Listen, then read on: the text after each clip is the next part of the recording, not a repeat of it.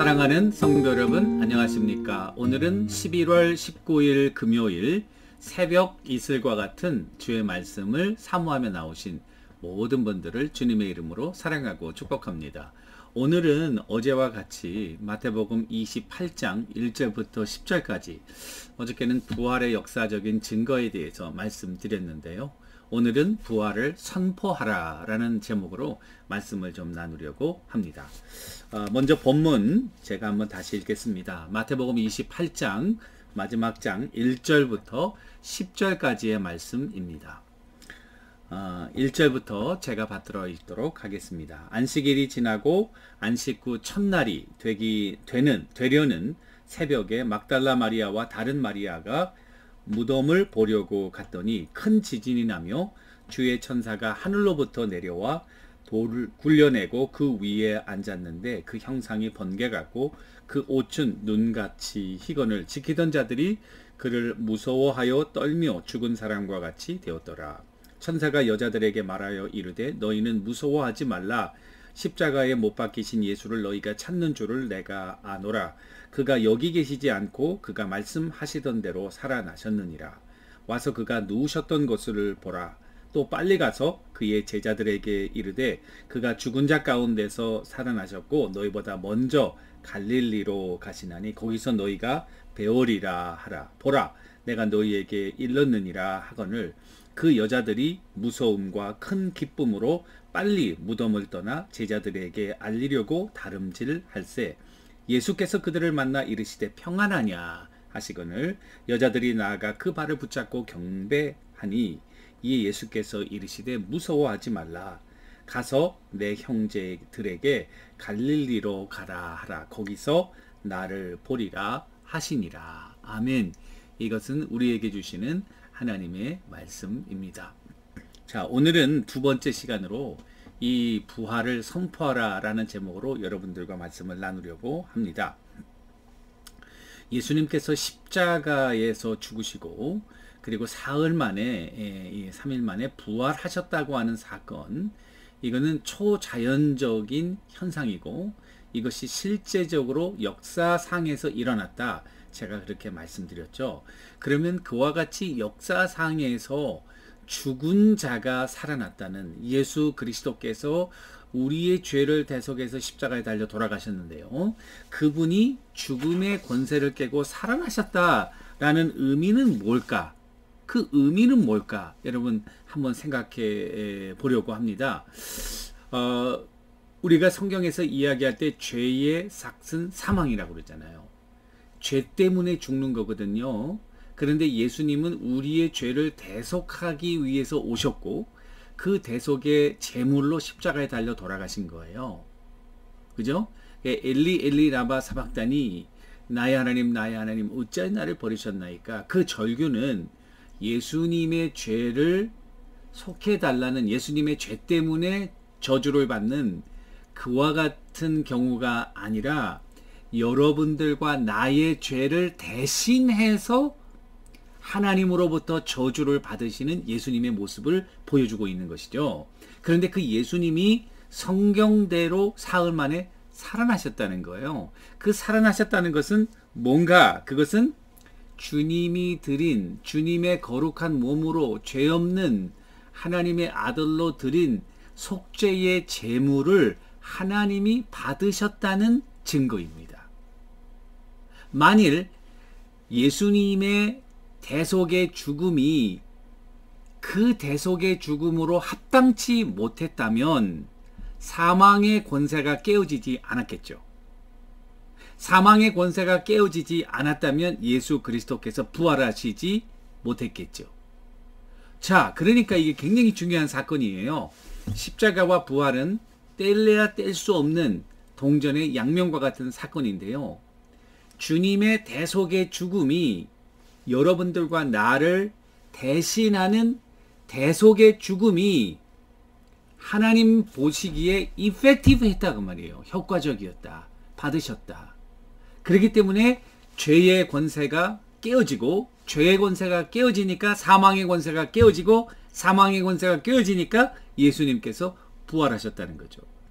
자, 여러분, 이게 굉장히 중요한 사건은요, 이제 그리스도 예수 안에서 죄와 사망의 권세가 깨어졌다는 사실입니다. 이것이 여러분들과 저의 현실이라는 사실입니다. 여러분들과 저의 현실이에요. 사망과 죄의 권세가 깨어졌어요, 이제.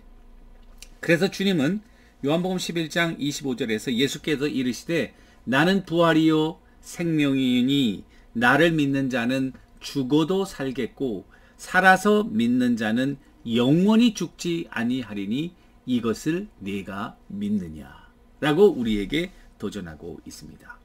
여러분 혹시 빚독촉 받아보셨나요? 빚진 자들이 여러분들에게 막 멱살을 잡고 갖은 그런 험한 말들을 쏟아내고 그리고 집에 와서 그저 가구를 다 이렇게 횡포를 부리고 그래도 여러분 꼼짝 못하죠. 왜 꼼짝 못해요? 빚졌으니까요. 근데 여러분들이 빚을 다 갚았어요. 하나도 남김없이 일전도 남김없이 다 갚았어요. 그 빚쟁이들이 와서 여러분들에게 험한 말을 하고 여러분들의 집을 그냥 이렇게 막 쑥대밭을 만들고 그럴 수 있나요? 절대 그럴 수 없죠. 여러분 이제는 이 사단이 우리 인간 위에 군림해서 우리 앞에 빚독촉을 하는 이 독촉을 하는 사람처럼 이 죄의 목덜미를 잡고 우리를 향하여 그렇게 횡포를 부렸거든요. 그런데 더 이상 사단의 그런 목덜미를 잡힐 그런 건덕지가 이제 없게 되었다는 사실입니다. 그러니까 이것은 이제 그리스도 예수 안에서 완전한 해방을 얻게 된 거예요. 그 사도 바울은 그러므로 이제 그리스도 예수 안에 있는 자에게는 결코 정죄함이 없나니 이는 그리스도 예수 안에 있는 생명의 성령의 법이 죄와 사망의 법에서 너를 해방했다. 자, 영성경 한번 볼까요? There is now. 지금이에요. 현실이에요. 사망과 죄의 권세가 깨어진 게 여러분들과 저의 현실이에요. Now.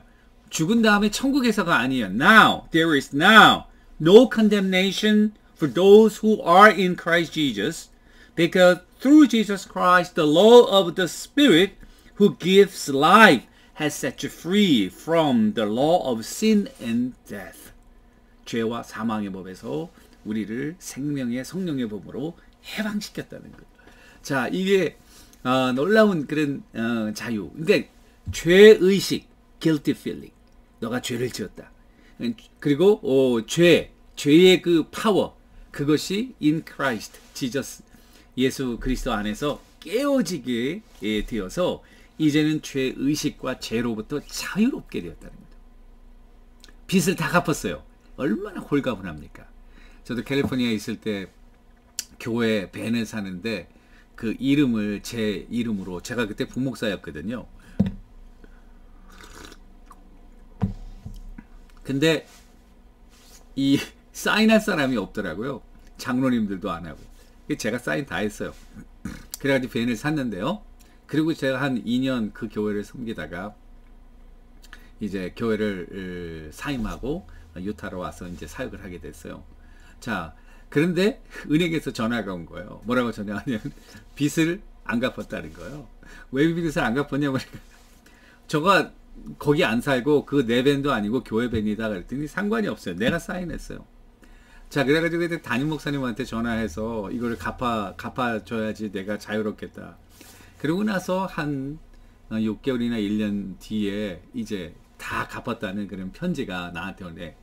기분이 얼마나 좋은지요. 그 전에는요, 일주일에 한 번씩 전화 와요. 막 협박성의 전화가 와요. 그러니까 전화만 오면은 그냥 가슴이 떨리고 막 그런 경험이 있습니다. 여러분, 이제는 그리스도 예수 안에서 이와 같은 사단의 권세가 깨어지는 거예요. 그러니까 여러분들과 저의 삶의 형태도 바뀌어야 돼요. 죽을 사람처럼 사시면 안 돼요. 이제는 그리스도 예수 안에서 우리는 사망의 권세가 깨어졌어요. 죄를 짓지 말아야겠죠. 죄를 짓지 않는 방법은 죄를 컨트롤하는 것입니다. 여러분, 죄의 유혹과 욕망은 너에게 있지만 너는 죄를 다스릴지니라. 하나님께서 동생을 죽인 가인에게 하신 말씀이에요. 진정한 죄로부터의 자유는 내가 이제 그리스도 예수 안에서 죄사함을 얻었으니까 내가 하고 싶은 거 다 한다는 것이 아니라 할 수 있지만 하지 않는 거예요. 이게 프리덤이에요. 그런데 하지 않을 파워가 여러분들과 저에게 주어진 거예요. 그리스도 예수 안에서 성령의 능력으로 죄를 짓지 않을 수 있는, 여러분들이 그러기 위해서는 죄를 짓지 않겠다는 의지를 가지셔야 돼요. 그죠? 그 의지 가운데 성령이 우리를 임파워링 하시고 그것을 이길 수 있는 힘을 주신다고요. 그런 죄의 욕망에 여러분들의 자신의 의지를 submit, 복종시키면 안 된다고요. 이제는, 옛날에는 복종시킬 수가 없었어요. 왜냐하면 아예 위에 군림하고 있었기 때문에. 이제 군림하는 사단이 깨어졌어요. 그러니까 여러분들이 의지를 가지고 나가면 사단도 꼼짝 못한다 그 말이에요. 자, 그래서 죄를 정복할 수 있겠고요. 두 번째는 인생을 살 때에 이제는 영원의 차원을 생각하고 살아가야 된다. 하늘의 시민권을 가진 자로 이 땅에 속하지 않고 얼마 안 있으면 죽을 사람처럼 그래서 이 땅에서 내 마음대로 다 해보고 죽겠다, 그런 어리석은 삶이 아니라 영원히 살 사람이기 때문에 그 영혼을 준비하면서 이 땅에서 하루를 살아도 최선을 다해서 죽음을 각오한 삶을 살 수 있게 되는 것이죠. 사도 바울도 그렇게 어려움을 겪고 선교하면서도 늘 하나님 앞에 열정을 가지고 선교할 수 있었던 모티베이션 중에 하나는 앞으로 받을 상이 여기서 받는 고난에 좋게 비교할 수 없다는 그 영생의 부활의 소망, 이것이 사도 바울을 움직였다는 사실입니다. 따라서 여러분들과 저는 이제 이 부활을 선포하며 살아가셔야 돼요. 저는 이 부활의 능력을 하나님이 매일매일 체험할 수 있도록 우리에게 은혜를 베푸셨다. 그건 언제냐면은 저녁 때 피곤해가지고 막 자는 거, 그거는 죽음의 연습이에요. 근데 아침 돼 보세요. 여러분, 아주 상쾌하게 새롭게 일어나잖아요. 그것도 1년 중에 며칠만 그런 것이 아니라 every day. 그러니까 하나님이 죽는 연습, 그리스도와 함께 죽는 연습, 그래 그리스도와 함께 사는 연습을 매일매일 하도록, 그 부활의 능력이 또 여러분들의 삶에 실질적으로 적용돼서 죄의 권세가 깨어지고 하나님의 자녀로 권세 있게 살아갈 때에 하나님의 능력이 임하게 되는 성령의 큰 은혜가 있다고 하는 사실입니다. 이 부활은 이 세상의 어떤 종교에서도 찾아볼 수 없는 생명의 참 신앙인 그리스도 예수 안에서만 찾을 수 있는 놀라운 특권인 것입니다. 이 부활을 체험하고 이 부활을 즐기고 이 부활의 권세를 누리면서 우리가 살아갈 때는 이 부활을 선포하는 그와 같은 하나님의 종이 다 되시기를 주님의 이름으로 간절히 축원합니다. 기도하겠습니다. 하나님 아버지, 이제 그리스도 예수 안에서 사망의 권세가 깨어지고 영원히 살게 되는 놀라운 특권과 그리고 하나님의 은혜가 주어진 것을 감격하면서 죽을 사람처럼 살지 아니하고 영원히 살 사람처럼 하루하루 최선을 다하여 살아가는 영생을 준비하는 슬기롭고 지혜로운 믿음의 귀한 종들 다 되게 하옵소서. 예수님의 이름으로 간절히 기도 올리옵나이다. 아멘. 오늘도 부활의 주님과 동행하시는 여러분들과 제가 되기를 주님의 이름으로 간절히 축원합니다. 감사합니다.